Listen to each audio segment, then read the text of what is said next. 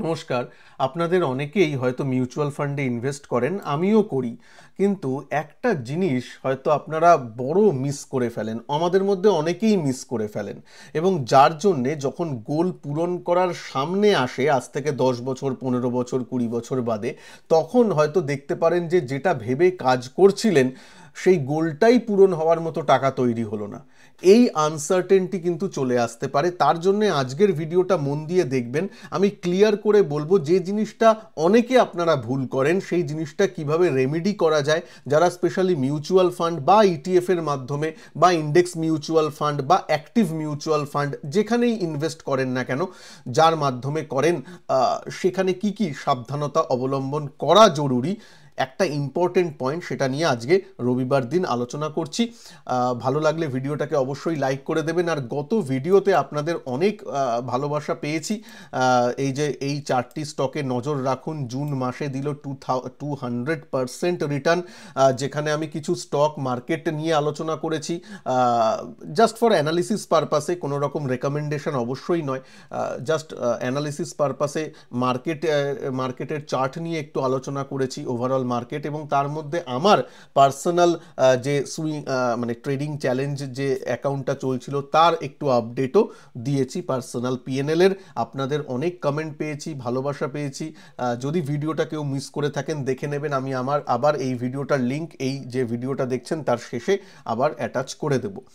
আচ্ছা, এইবার আমি আসি যে যে টপিকটা নিয়ে আজকে বলবো। দেখুন, ধরুন আপনি রিটায়ারমেন্টের জন্য প্ল্যান করছেন বা কিডসের পড়াশোনার জন্য প্ল্যান করছেন এক্সেট্রা। ধরুন আমি রিটায়ারমেন্টটাই ধরে নিই। রিটায়ারমেন্ট আপনি করছেন, সে তার জন্য ধরুন মান্থলি, এটা আমি একটা জাস্ট ডেটা নিয়েছি, মান্থলি 18,000 টাকা আপনি ইনভেস্ট করছেন।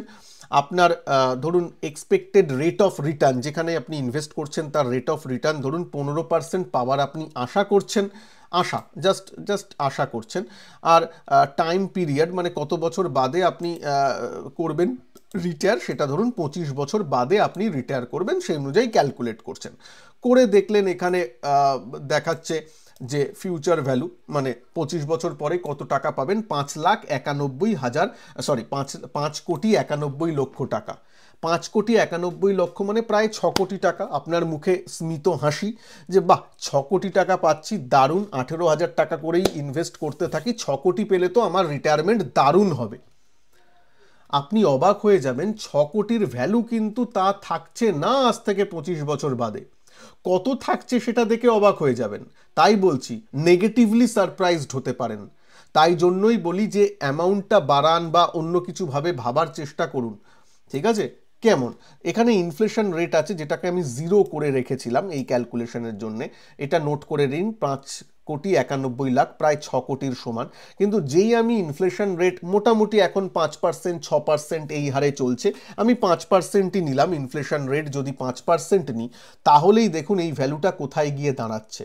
তাহলে যে টাকাটা পাবেন আফটার 25 ইয়ার্স, তার যে ক্রয় মূল্যগতভাবে যা ভ্যালু থাকবে, মানে ইনফ্লেশন অ্যাডজাস্টেড যে ভ্যালু থাকবে, সেটা হবে 1,74,00,000।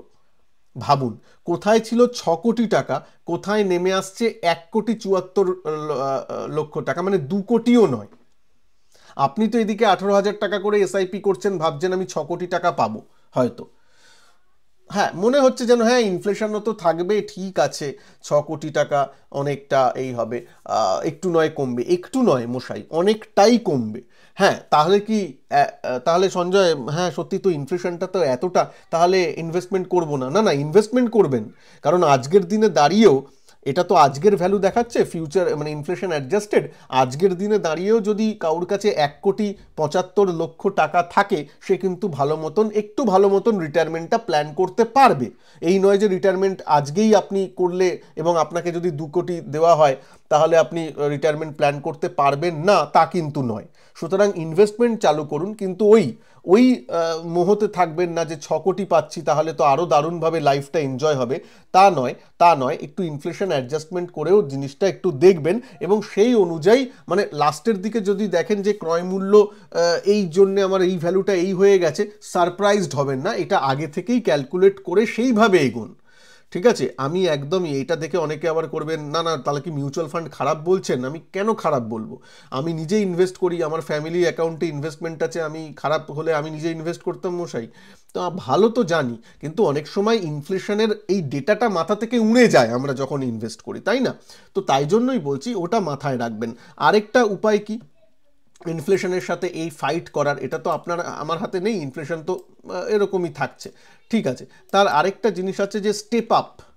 যদি আপনি একটু স্টেপ আপ করেন, মানে অ্যানুয়ালি আপনি ধরুন আমি কথার কথা বলছি, ধরুন এই 2025-এ আপনি হয়তো পার মান্থ 10,000 টাকা করে এসআইপি করছেন, 10,000 টাকা করে। 2026-এ 1 বছর বাদে আপনার হয়তো ইনকামটাও বাড়লো বা কিছু একটু বাড়লো, তখন আপনি 10% বাড়িয়ে দিন, মানে 1,000 বাড়িয়ে দিন টাকা, তাহলে 11,000 টাকা করে এসআইপি করুন। 2027-এ আরেকটু বাড়ালেন, আরও 10% বাড়ালেন বা 5% বাড়ালেন, বেস্ট অন আপনার ইনকাম যেমন যেমন বাড়ছে তেমনভাবেও করতে পারেন, যাকে চলতি বাংলায় বা চলতি এসআইপির ভাষায় স্টেপ আপ বলে। তো সেই স্টেপ আপটাও যদি করেন তাহলেও কিন্তু অন্যরকম হচ্ছে। আমি সেই একই ডেটা নেব, ওই 18,000 টাকাই আপনি স্টেপ আপ যদি 10% করে প্রত্যেক বছরে বাড়ান, বা 10%টা যদি একটু বেশি মনে হয় চলুন 5% করে বাড়ান প্রত্যেক বছরে, সেটা ইনভেস্টমেন্ট ডিউরেশন আমি ওই এর আগের বারও আমি যেমন 25 নিয়ে রেখেছিলাম, 25ই যদি করি, আর এটাও যদি আমার 15 আগের মতোই, আগের ডেটাটাই দিচ্ছি, 25 বছর আর 15 বছর, এইটা ইনফ্লেশন জিরো করে যে ক্যালকুলেশনটা করেছিলাম 6 কোটির এসেছিল, সেটাই এখন যদি দেখি তাহলে সেই ভ্যালুটাই কিন্তু 8 কোটিতে পৌঁছে যাচ্ছে। দেখতে পাচ্ছেন, 8 কোটিতে পৌঁছে যাচ্ছে। তার মানে কি? তার মানে আপনি ইনফ্লেশন অ্যাডজাস্টেড করেও ওটা প্রায় 3 কোটির মতো হয়ে যাবে, বা 2.5 কোটির মতো হয়ে যাবে, 2.5 থেকে 3 কোটি, তার মানে একটু বাড়লো। এই ব্যাপারটা একটু মাথায় রাখবেন যে আপনি ইনফ্লেশনের সাথে লড়াই করার একটা উপায় হচ্ছে যে ইনফ্লেশনের মতন করে আপনিও আপনার টাকাটা যেমন যেমন আপনার সামর্থ্য বাড়ছে, যেমন যেমন আপনার ইনকাম বাড়ছে, তেমন একটু এসআইপির অ্যামাউন্টটা একটু বাড়ান। এসআইপি মানে এখানে একদম হার্ড কোর এসআইপি ভাববেন না। আপনি যে টাকাটা, অনেকে হয়তো এসআইপি রেজিস্টার করে না, কিন্তু তার একটা ডিসিপ্লিন আছে, সে প্রত্যেক মাসে মাসে একটু ইনভেস্ট করে, বাজার নিচে পড়লে আবার একটু টপ আপ করে, তেমনই করুন, ঠিক আছে। তবে প্রত্যেক বছরে ওই অ্যামাউন্টটা একটু বাড়াবার চেষ্টা করুন, বা প্রত্যেক বছরে সম্ভব না হলে প্রত্যেক 2 বছরে একবার একটু বাড়ানোর চেষ্টা করুন, অথবা হয়তো পুরো বছর একই রকম রাখছেন, কিন্তু ধরুন বছরের শেষে বা পুজোর সময় একটু বোনাস পেলেন, ওই টাকাটা একটু ইনভেস্ট করার প্ল্যান করুন। এইভাবে করে কিন্তু ইনফ্লেশনের সাথে একটু হলেও ফাইট করা যায়, যেখানে একটু আলটিমেটলি যে ম্যাচিওর বলবো না, আলটিমেটলি যে অ্যামাউন্টটা তৈরি হচ্ছে সেখানে একটু আমরা বেশি অ্যামাউন্ট পেতে পারি। আপনাদের সামনেই দেখালাম, স্টেপ আপ 5% করলেও কিন্তু 8 কোটিতে দাঁড়াচ্ছে। আর যদি স্টেপ আপ প্রত্যেক বছর আপনি 10% করতে পারেন, তাহলে কিন্তু সেই ভ্যালুটাই 11 করোড়ে পৌঁছে যাচ্ছে, যেটা এই 5,91,00,000 প্রায় ডবল। 6 কোটি কোথায়, আর এখানে প্রায় 12 কোটির কাছে, 11,84,00,000, মানে প্রায় 12 কোটির কাছে চলে যাচ্ছে। Just 10% increase of annual increase, 10% করে যদি প্রত্যেক বছর আপনি এসআইপির অ্যামাউন্ট বাড়ান, মানে এই বছরে 10,000 করছেন, 2026-এর থেকে আপনি প্রত্যেক মাসে 11,000 করছেন, 2027-এ আবার ওই 11,000-এর 10% ইনক্রিজ করে আপনি করছেন। ওইভাবে যদি করেন তাহলে দেখবেন মোটামুটি আপনার দারুণ একটা অ্যামাউন্ট তৈরি হচ্ছে। হ্যাঁ, আমি জানি সবার ক্ষেত্রে হয়তো সম্ভব নয়, আপনি হয়তো যেখানে চাকরি করেন বা ব্যবসা করেন সেখানে এরকম আপনার ইনক্রিমেন্ট হয় না, হয়তো অসুবিধা হয়, ঠিক আছে, 5% তো ইনক্রিমেন্ট হয়, সেটা নিয়ে নয় করুন, বা 2% একটু ইনক্রিমেন্ট করার চেষ্টা করুন, মানে করুন, কিছু একটা করুন, এটাই বলার আমার লক্ষ্য। কারণ ইনফ্লেশনটা কিন্তু যে কোনো ইনভেস্টমেন্টের, এটা শুধু মিউচুয়াল ফান্ড ইনভেস্টমেন্ট নয়, যে কোনো ইনভেস্টমেন্টেরই কিন্তু ইনফ্লেশনটা একটা ওই গুণ পোকার মতো আমাদের ইনভেস্টমেন্টটাকে খেয়ে নেয়, আস্তে আস্তে খেয়ে নেয়। তো ওই খেয়ে নেওয়াটাকে একটু আমাদের বাইরে থেকে টাকা অ্যাড করে পোষাতে হবে। ওই পোষানোর ব্যাপারটার জন্যই আজকের এই অ্যাওয়ারনেস ভিডিওটা ছিল। কেমন লেগেছে একটু নিচে কমেন্ট করে জানাবেন। আপনারা এরকম স্টেপ আপের মাধ্যমে ইনফ্লেশনকে লড়াই করছেন কিনা সেটা একটু জানাবেন। ভিডিওটাকে ভালো লাগলে লাইক করবেন, আর শেয়ার অবশ্যই করবেন, নিজেদের গ্রুপে একটু শেয়ার করুন, যাতে আপনার যারা বন্ধু বান্ধব আছে, আত্মীয় স্বজন আছে, তারা একটু অ্যাওয়ারনেস পায়, তারা একটু ইনভেস্টমেন্টটাকে একটু সঠিক উপায় যাতে করতে পারে। ভালো থাকবেন সবাই। চ্যানেলে নতুন হলে চ্যানেলকে সাবস্ক্রাইব করতে ভুলবেন না। নমস্কার, জয় হিন্দ, বন্দে মাতরম।